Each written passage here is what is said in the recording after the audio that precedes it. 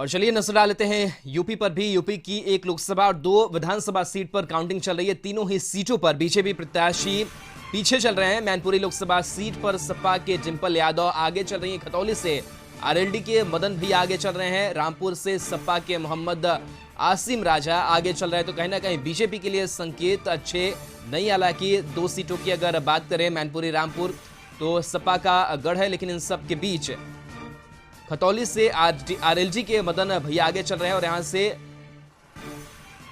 BJP पीछे चल रही है। रामपुर की बात करें तो सपा के मोहम्मद आसिम राजा आगे चल रहे हैं। हालांकि जब काउंटिंग का आज वक्त है और इससे पहले जब वोटिंग हुई तो खासकर कई सीटों को लेकर के आरोप प्रत्यारोप का जो दौर था वो काफी चला था। और इन सब के बीच आज काउंटिंग चल रही है और इस काउंटिंग में बीजेपी इन तमाम सीटों पर पिछड़ती हुई नजर आ रही है। हालांकि कोशिश जरूर की गई, लेकिन परिणाम ऐसा मिलता हुआ बीजेपी को नजर नहीं आ रहा है। स्टेट हेड शिवकृपाल मिश्रा हमारे साथ फोन लाइन पर हैं। शिवकृपाल, तीनों सीट की अगर बात करें, रामपुर, मैनपुरी, खतौली की, फिलहाल जो आंकड़ा है वो क्या कह रहा है और बीजेपी खास करके तीनों सीट पर पिछड़ती नजर आ रही है, अपडेट क्या है? जी, निश्चित रूप से जिस तरह से शुरुआती दौर से ही जैसे ही मतदान शुरू हुआ उसमें अगर हम बात करें तो मैनपुरी तो शुरू से ही डिंपल ने बढ़त बनाए रखी थी और अभी भी लगातार तकरीबन 25,000 वोटों से आगे बढ़त बनाए रखी है। और अब ऐसा माना जा रहा है कि मैनपुरी एक तरह से डिंपल यादव जीत की ओर अग्रसर हो रही है। लेकिन वहीं अगर विधानसभा चुनाव को जैसे रामपुर और खतौली में देखें तो वहां भी अब मदन भैया अब आगे निकल रहे हैं, जो कि शुरुआती दौर में राजकुमार सैनी आगे थी। लेकिन जैसे ही फर्स्ट राउंड थोड़ा आगे बढ़ा और सेकेंड राउंड तक आते आते दोनों विधानसभा के उपचुनाव में जो समाजवादी के प्रत्याशी हैं, चाहे रामपुर में आसिम रजा हो, चाहे वहाँ मदन भैया हो, जो रालोद और सपा के एक मिले जुले कैंडिडेट हैं, ये दोनों जगह अब समाजवादी पार्टी के कैंडिडेट आगे हो चुके हैं। और जो जिस तरह की समाजवादी पार्टी का गढ़ माना जाता है, इस गढ़ को बचाए रखने में यह सक्षम होंगे। जी चलिए, बिल्कुल शुक्राल।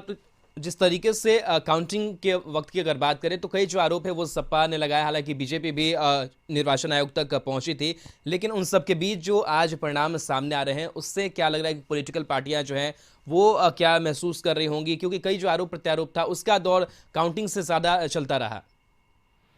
अगर हम इसकी बात करें तो जिस तरह के आरोप प्रत्यारोप लगे और सभी लोग अपने अपने लिए के समस्याओं को निर्वाचन आयोग तक गए और यहाँ तक कि तमाम वीडियो वायरल भी हुए जिसमें प्रशासन ने सख्ती से लोगों को एक तरह से कई जगह सख्ती की जो निकलने नहीं दी। यहाँ तक कि रामपुर में अगर देखा जाए तो एक एफआईआर भी दर्ज हो गया अब्दुल्ला आजम खान के ऊपर कि उनके ऊपर एक उल्टा आरोप लगा कि वो जो है वोट को डालने या न डालने के लिए जबरदस्ती कर रहे हैं।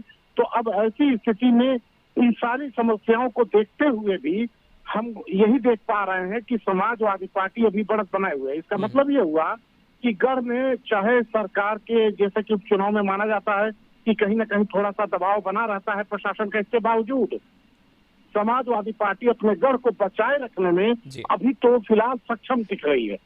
जी चलिए, शुक्रिया शिवकृपाल तमाम जानकारी के लिए आपका। तो शिवकृपाल जानकारी दे रहे थे कि किस तरीके से जो काउंटिंग की प्रक्रिया है वो चल रही है और ऐसे में जो खास करके सपा है वो अपना गढ़ इन सीटों पर बचाए रखने में सक्षम साबित फिलहाल हो रही है। बीजेपी की अगर बात की जाए तो बीजेपी ने काफ़ी जो आजमाइश की, लगातार जो सरीखे नेता है वो चुनावी प्रचार मैदान में उतरते रहे और लगातार स्टार प्रचारकों की जो फौज है वो बीजेपी ने खड़ी कर दी थी। हालांकि उपचुनाव है यह और इसको लेकर के जो आजमाइश के बावजूद भी बीजेपी इन तमाम सीटों पर पिछड़ती हुई नजर आ रही है। हालांकि कहीं ना कहीं कह सकते हैं कि बहुत नुकसान भी नहीं है, क्योंकि सिटिंग सीटें जो है वो सपा के हाथों में रही, लेकिन बीजेपी ने भी जोर आजमाइश जरूर की कि इन सीटों पर कब्जा जमाया जा सके। लेकिन फिलहाल शुरुआती रुझान है, थोड़ा सा इंतजार करना होगा।